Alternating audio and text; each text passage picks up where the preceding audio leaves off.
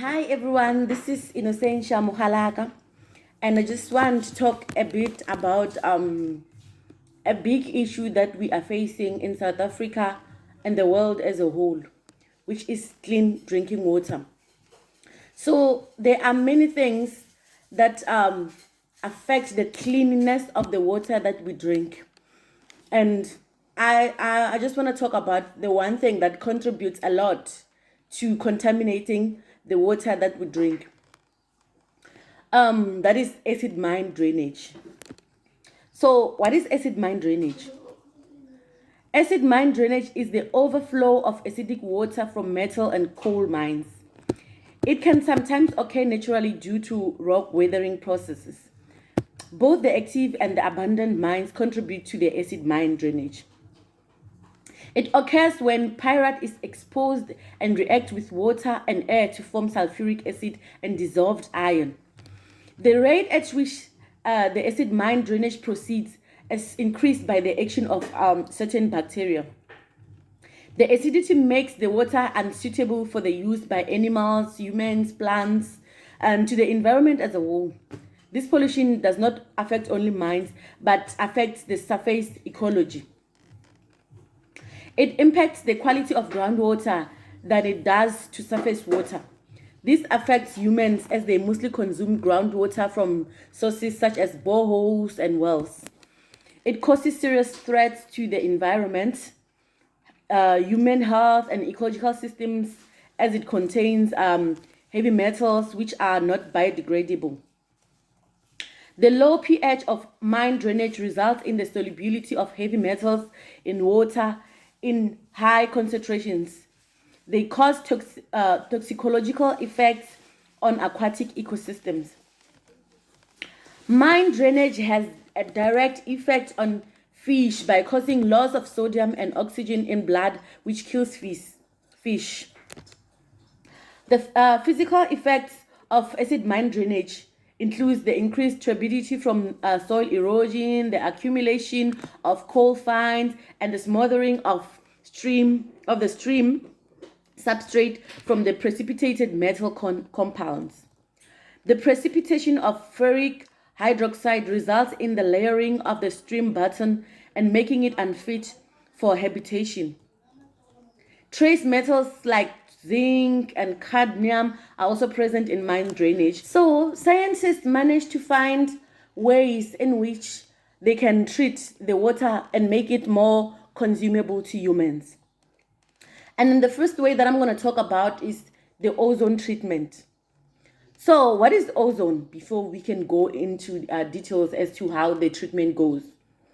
Ozone is an unstable form of pure oxygen, and it is a strong oxidizing agent. This treatment is effective for the treatment of disease-causing organisms such as bacteria and viruses, and also deal with the issues of taste, color, odor problems, together with turbidity in drinking water. This is how it happens. Ozone treatment units are installed as point of entry treatment system. At the point where ozone mixes with water, a disorder is caused and bubbles form. This ensures that the ozone contact as much of the untreated water as possible. The greater the flow rate, the greater the pressure differential and disorder, and the more effective the treatment. The effectiveness of ozonation depends in part on the contact time. So in general, ozone requires a shorter time, even though the required time varies with the water treatment because it is also affected by the solubility in the untreated water. So the lower the temperature, the more ozone is dissolved in the water. Ozone has been found to be effective over a wide range of pH, but a pH that is slightly higher than 7 makes it more effective. But the problem is that the ozone treatment does not remove inorganic contaminants in water. So ways to remove these had to be found to solve this drinking water problem. Typical contaminants of concern in industrial waters include suspended metals, dissolved metals, nitrates, sulfates, cyanides, you name them. And common metals and metalloids include arsenic, antimony, lead, etc. and etc.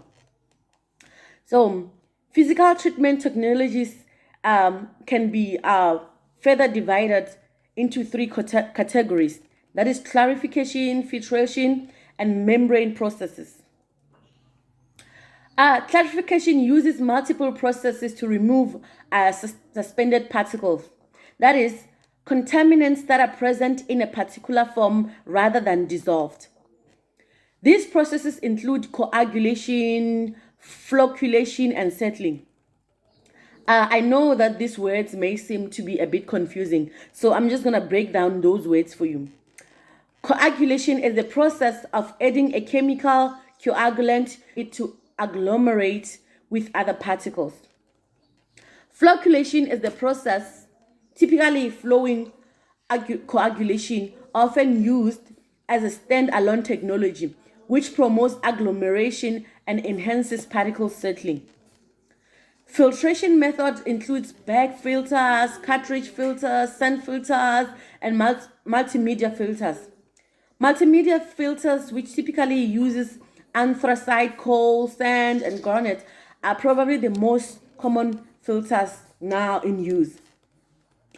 The most common membrane technologies are microfiltration, ultrafiltration, nanofiltration, and reverse osmosis.